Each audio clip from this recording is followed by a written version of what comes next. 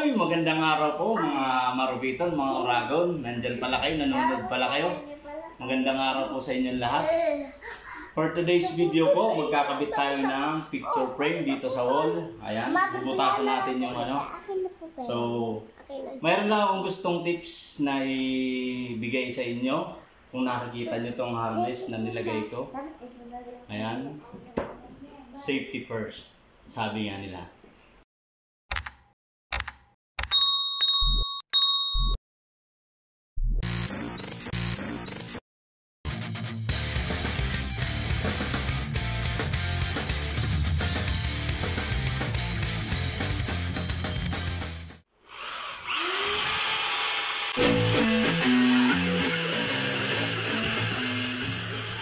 Ayan, kung nakikita nyo itong tali na to, yan, tips, tuturo ko sa inyo.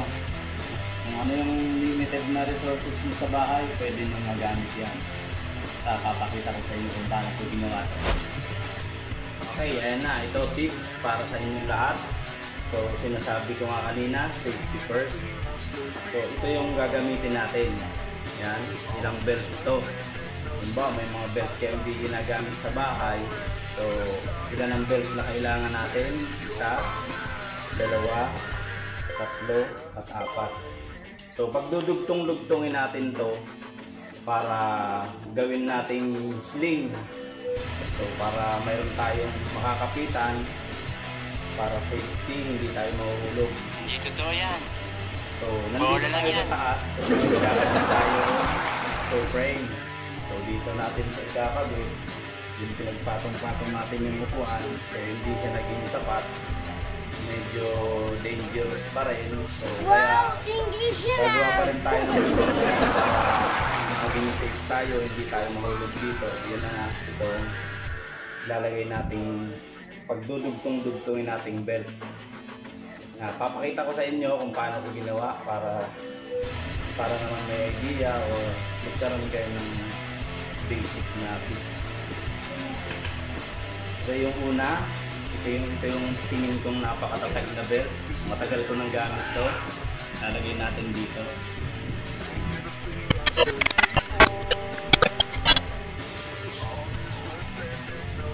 Ayan.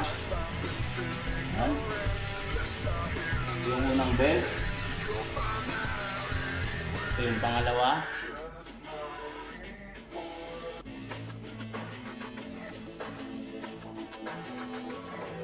Yan. Matatag to. At i-check nyo rin kung tingin yung mapipigtas. Huwag nyo nagtuloy. Pero ito tingin ko guys, napakatibay ito. Ito yung pangalawa, ito yung pangatlo.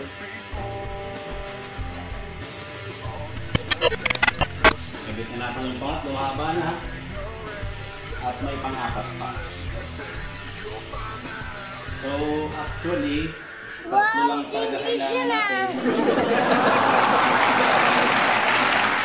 Pinabit ko rin yung isa para dito natin ilalagay. So, may harness na tayo para sa pagbubukas natin itong wall.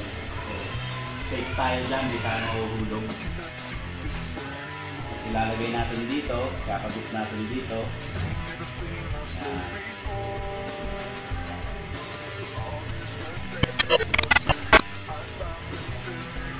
Yan. So, ano na to, mga almost 3 meters. Almost 3 meters na to. Then, tsaka nyo ngayon ikakabit dito sa kabila.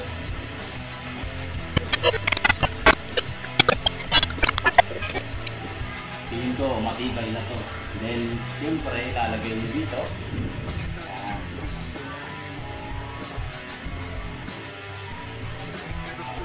Yun guys. Okay, diba? Yun guys, oh.